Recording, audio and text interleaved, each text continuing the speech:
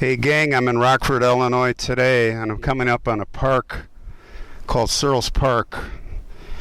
Back in 1987, on May 27th, a young girl was abducted here.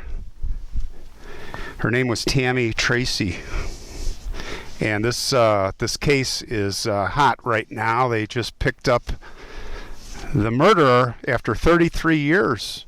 They may have finally got him, but it was here on that date that she was with her black Oldsmobile. She was waxing it just like a lot of us kids did. We'd go to the park and we'd do one of the pullovers on a sunny day, and we'd all wax our cars. I don't think kids do that today, but anyway, Tammy was here, and it was possibly right up here at this serene little spot that she disappeared. Her car was parked here, locked. Her mom, she told her mom that she was going to come here and wax her car, and I don't know if it was in the afternoon, but anyway, her mom didn't really see her until the next morning, and then checked on her, and she was not in her bedroom, and her mom said she knew immediately something bad had happened to Tammy. And I think it was Tammy's mom that found her car here parked. I think it was locked, and thus after that they did an aerial and ground search for many days. They had no luck, and she was finally found several months later at a nature area called Sugar River, and we're going to go up there right now and check that out. And I know the approximate location of where her remains were found by a birdwatcher photographer. It was really sad. So let's head up there. We'll check it out.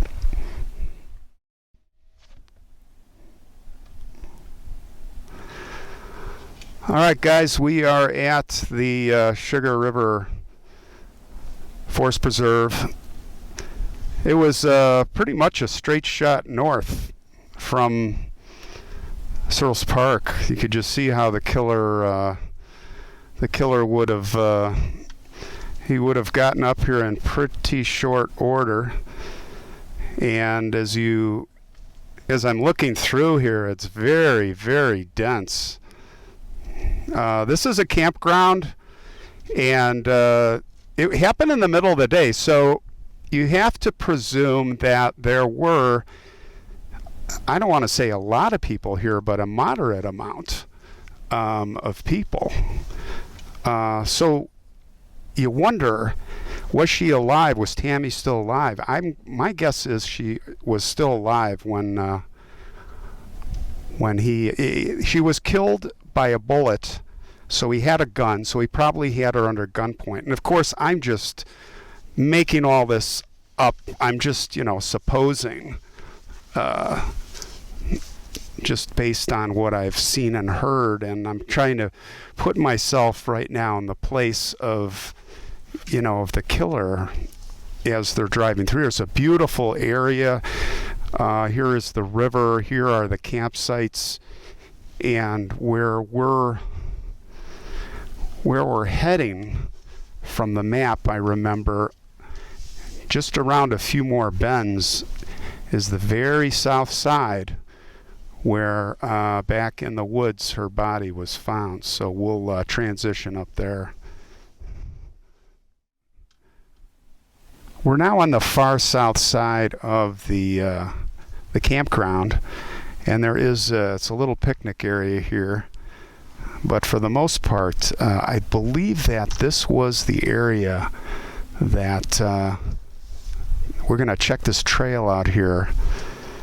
And I think it was here that it's away from the campers where the killer brought Tammy either alive or dead down this trail right here. So we're going to go in there and explore. All right, we're on the far south side, and That is the path right over there. And it was down that path in the woods where Tammy was found, I believe. So let's go check it out. You have to wonder that during the day that it was, with people around parking his truck there, or his car, with her, he may have at gunpoint walked down this very trail with her. We don't know hardly any facts. Was there sexual assault? What was the motive? We only know that there was a connection of this Jesse Smith to the Tracey family. He knew them.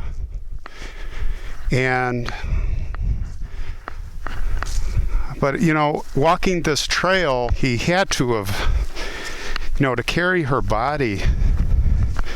That theory, you know, in my mind is it's not, just doesn't make sense. They got him. He's being extradited right now to Illinois, Winnebago County. I remember that the woman who's the state's attorney, Marilyn Hite, I don't remember her last name, but I think she was the prosecutor on the Katrina Smith. I did that video. I don't know if that's, by the time this video comes out, it will not have come out yet. That's another one to look forward to, but she's amazing.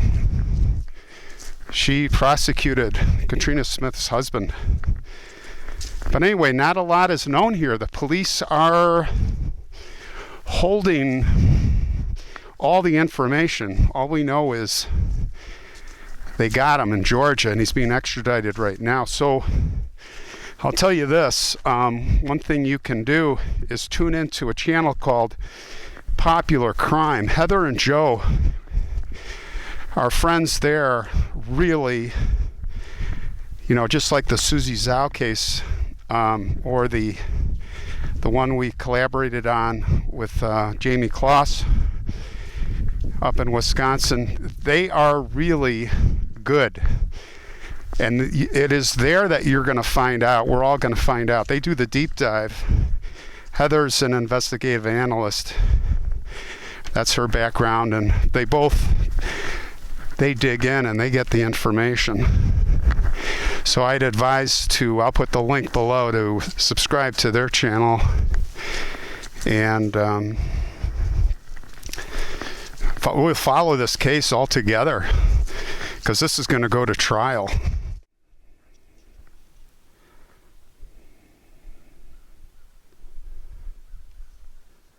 Well, it's really anyone's guess where Tammy's body was left here, but I'm sure we're very close, because this is a very thick and reclusive area where I'm standing right now. It's very far in. I'm almost at the end, as far as you can walk, and I'm just going to take a guess that it was within 100 yards or so of here where her remains were found, sadly. So we're going to head off to the cemetery and pay our respects to Tammy.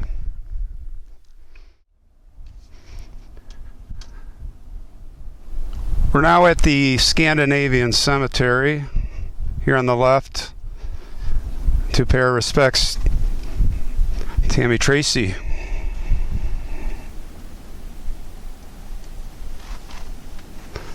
And we're in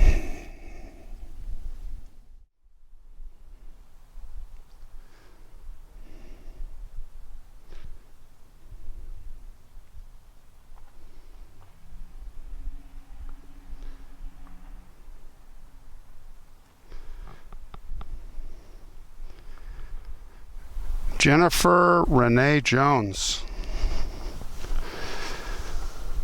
September 25th, 1996, January 14th, 2017. Beautiful picture. Well, we're here at the Scandinavian Cemetery. It's a beautiful place here. And I have located Tammy Tracey's grave. So her mom said that Tammy was really a good person. She never got in trouble. One thing that she said that was very onerous and sinister is that she always had this premonition that, well, not as much a premonition, she had this feeling that there was a guy, somebody evil, standing next to her bed. And she said, you know, in the end, that when this happened, literally right after it happened, that all stopped. The day before, Tammy had gone to see this movie. Many of us seen Nightmare on Elm Street back then, and I guess it scared the heck out of her, just like a lot of people. And she came home and she told her mom, Linda, she said, "Mom, this movie really scared me. What about that guy you always see in your dreams by the bed?" And they were, I guess, talking about that, and it was just the day before.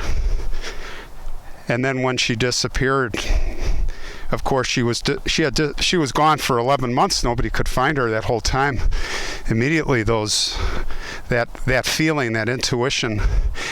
Her mom said that was the whole time that something bad was going to happen. This evil guy indeed it was. Here is Tammy's grave right up here. There's a lot of evergreen roses. It's beautiful.